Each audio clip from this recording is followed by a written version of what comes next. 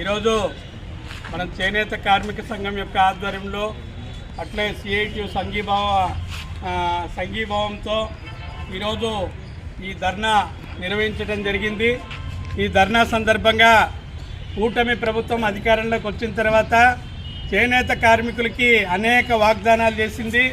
ఆ వాగ్దానాలు ఒక్కటి కూడా ఇప్పటి వరకు నెరవేరలేదు. ప్రధానంగా వాళ్ళ ఎన్నికల వాగ్దానంలో 50 సంవత్సరాలకే పెన్షన్లు ఇస్తాం చేనేత కార్మికులకు అన్నారు. 16 నెలలైంది, 17 నెలలుగా వస్తుంది.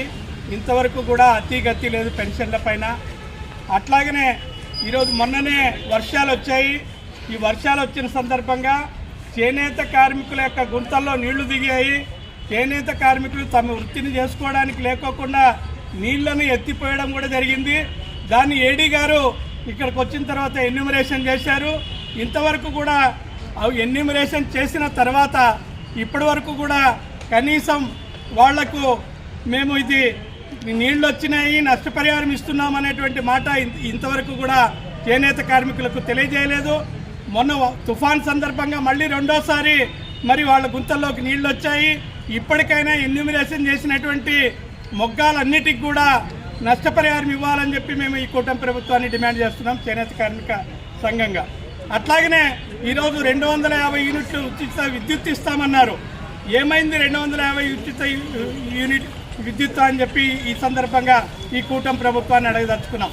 ఎందుకంటే 250 యూనిట్లు ఇస్తామని చెప్పడమే తప్ప ఎవ్వరికి కూడా ఇంతవరకు కూడా ఊచా తప్పకుండా దాన్ని అమలు చేసినటువంటిది లేదు. మరి విద్యుత్ అధికారులు ఏం చెప్తున్నారంటే మీరు ఒక అప్లికేషన్ తెచ్చి ఇవ్వాలని. ప్రభుత్వం చేసినటువంటి ఒక నిర్ణయము అది చేనేత కార్మికులకు ఉపయోగపడాలి తప్ప మళ్ళీ ఒక అర్జీలు ఇచ్చి వాళ్ళ చుట్టూ తిరిగి ఆ రకంగా చేయటం అనేటువంటిది కాలయాపన చేయటం, వాళ్ళకి అందాల్సినటువంటి సౌకర్యాలు అందకుండా చేయడం తప్ప ఇది వేరే కాదు.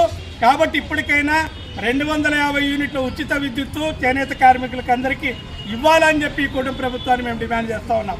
అంతేకాదు రుణాలు ఇవ్వాలి, ముద్రా రుణాలు ఇస్తామన్నారు. ఇంతవరకు అతిగతి లేదు.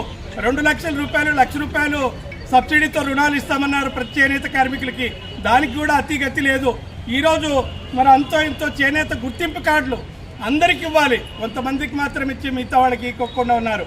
అంతేకాదు గత ప్రభుత్వము చేనేత నేస్తం కింద 24,000 రూపాయలు ఇచ్చింది. మేము అంతకంటే ఎక్కువ ఇస్తామని చెప్పి కూటమి ప్రభుత్వం చెప్పింది.